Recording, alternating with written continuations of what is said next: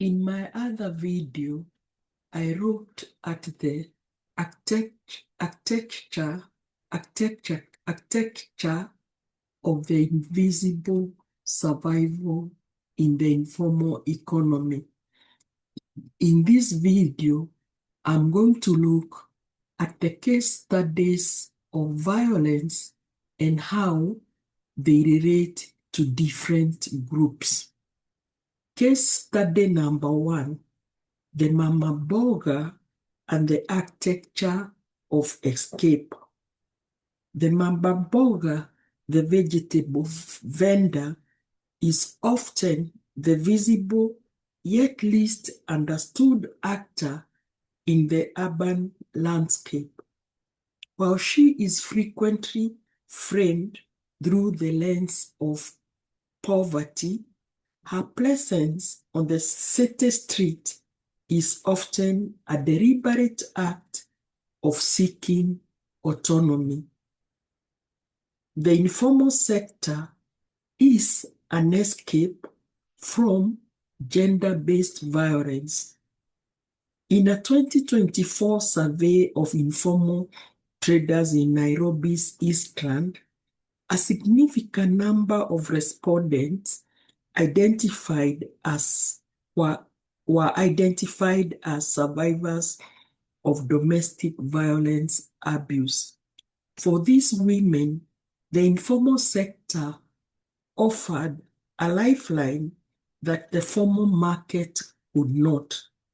The formal market in Kenya often imposes gatekeeping barriers such as English accent requirements, formal dress codes, and rigid 8 to 5 hours that are inaccessible to women whose education has been interrupted by early marriage, gender-based violence, or genital mutilation, or those affected by disability.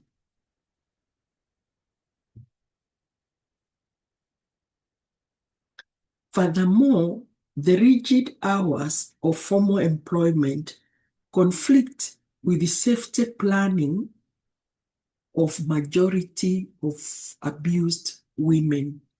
A woman escaping an abusive partner needs the flexibility to move her children at a moment's notice or to change her routes. The street provides such fluidity. The kibanda is a sanctuary and the power of daily liquidity. By establishing a vegetable stall, these women gain daily liquidity. In formal employment, a month's salary is easily tracked and intercepted by a controlling partner.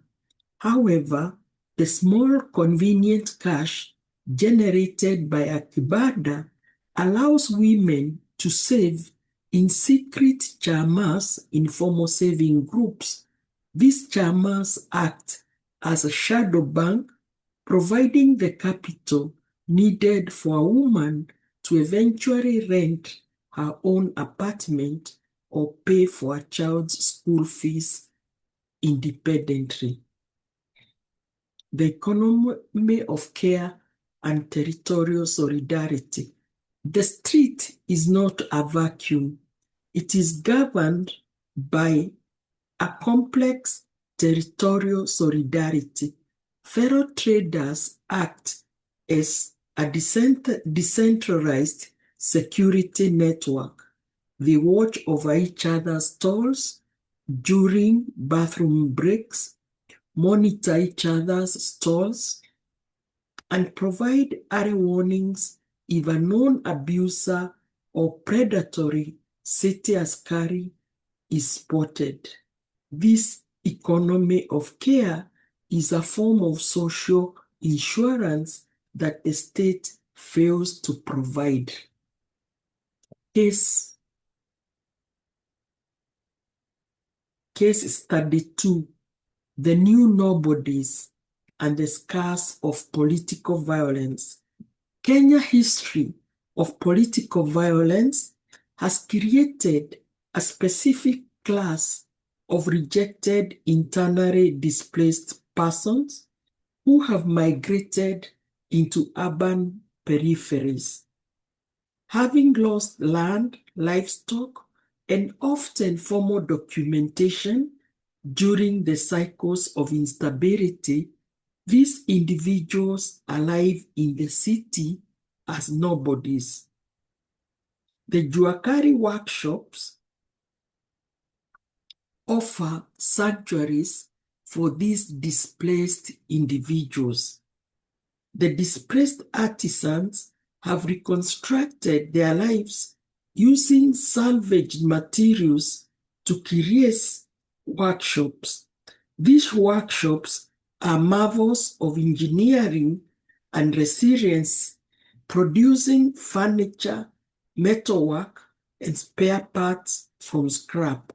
However, they exist in a state of permanent legal precarity, as shown by Anyamba 206. Despite high technical skills, these artisans are systematically rejected from government procurement contracts.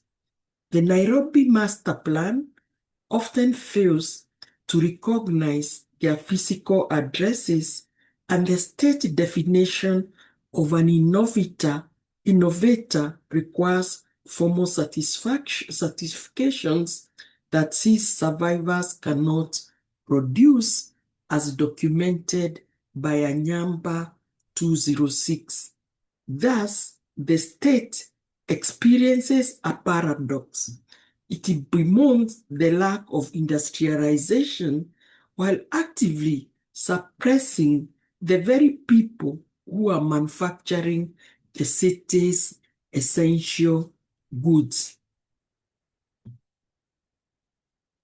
The dehumanization hierarchy, a psychological prerequisite for violence.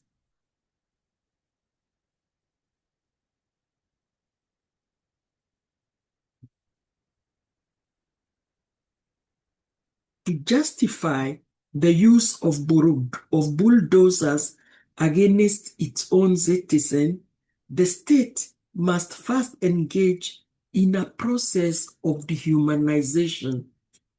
This hierarchy of worth allows the planner class to view the destructions of livelihood as urban cleanup, aesthetic obstacle. The quest for the world-class city. The trader is viewed as a blot or trash.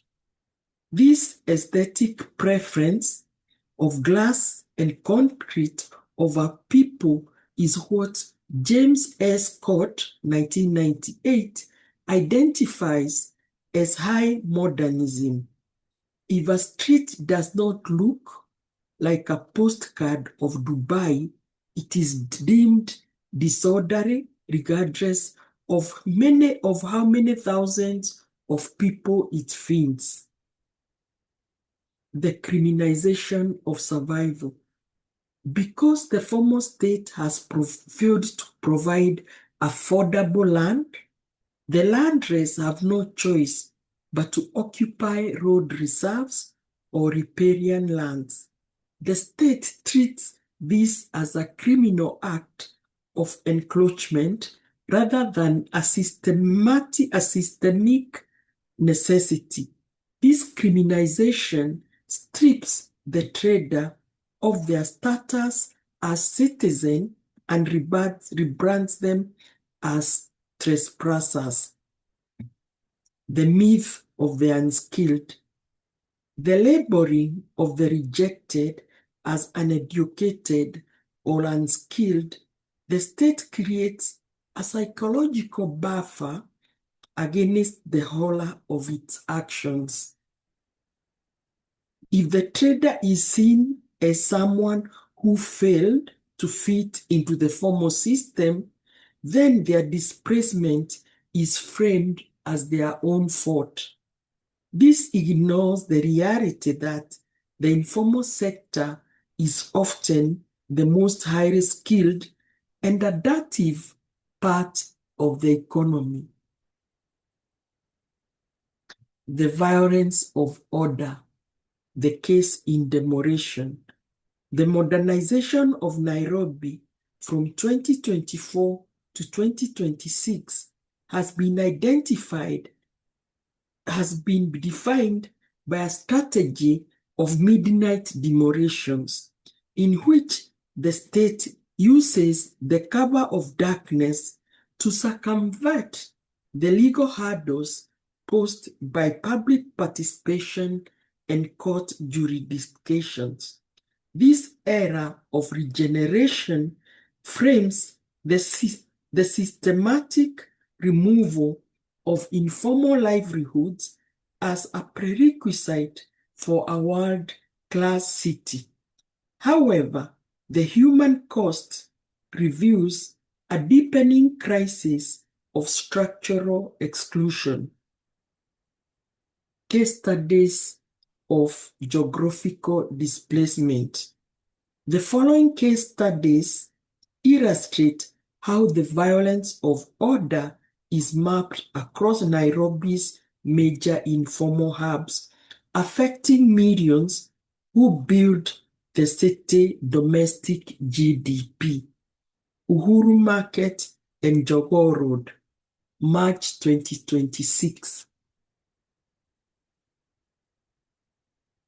In March 2026, the demolition of Uhuru Market stalls along Jogoo Road served as a contemporary touchstone for this crisis, framed as urban renewal and SME protection. The operation left close to 2,000 traders counting losses, as reported by the Standard Media of 2026.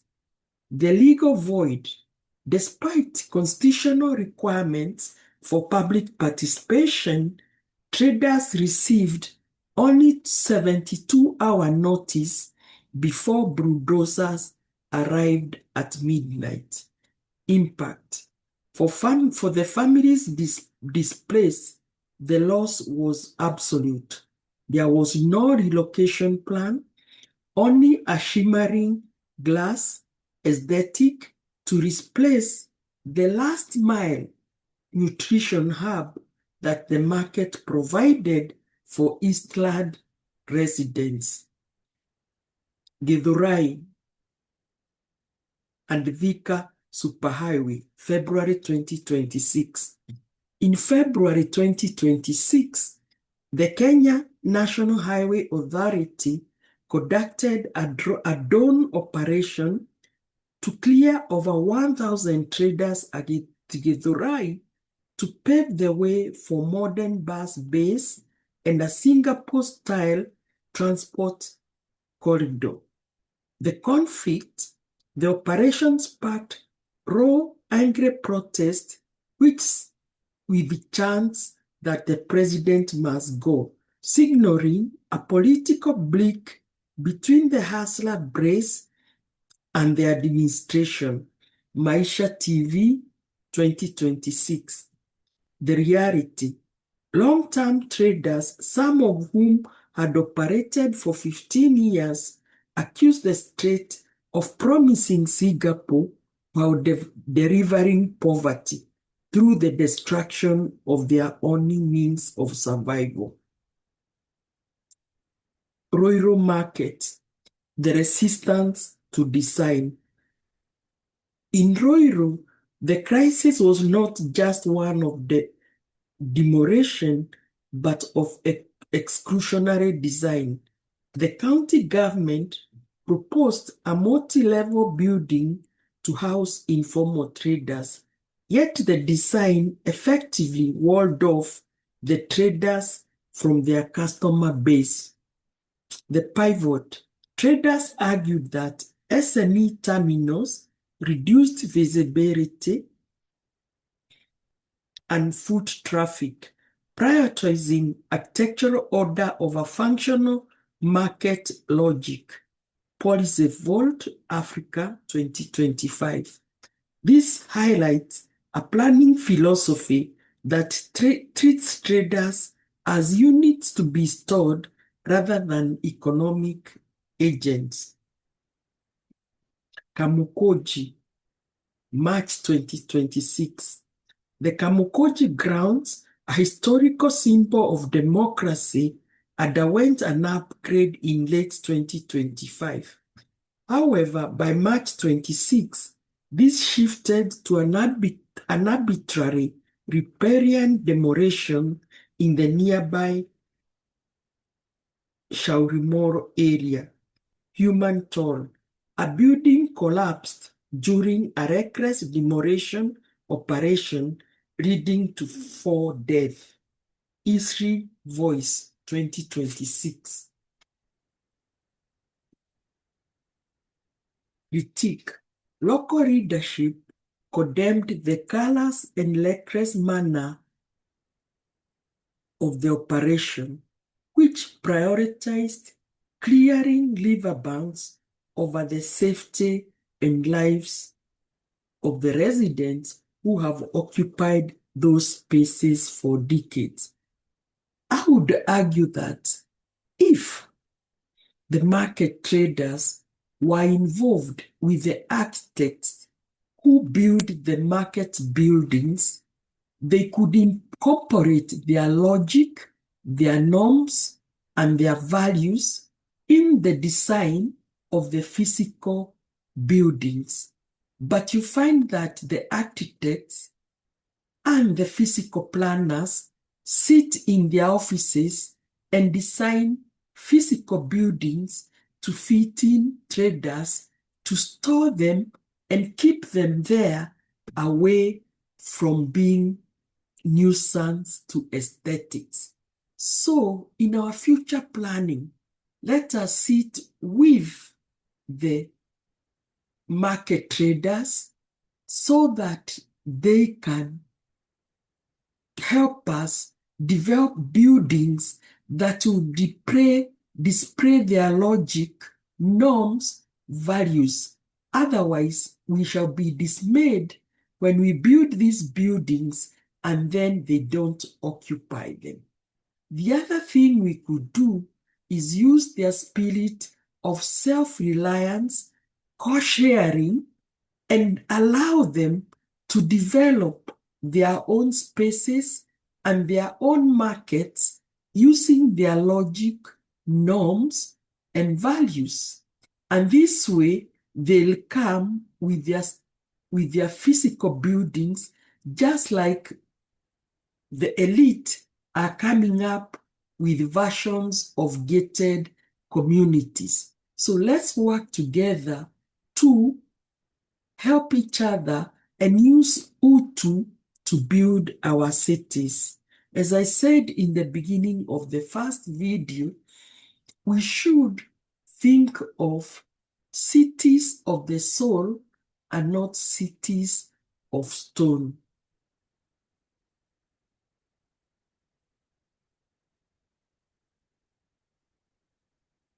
I'll provide comparisons of the logic used to justify demolitions with the reality of the economy of the informal economy. The regenerative narrative, the informal economy, urban cleanup, SME protection and safety.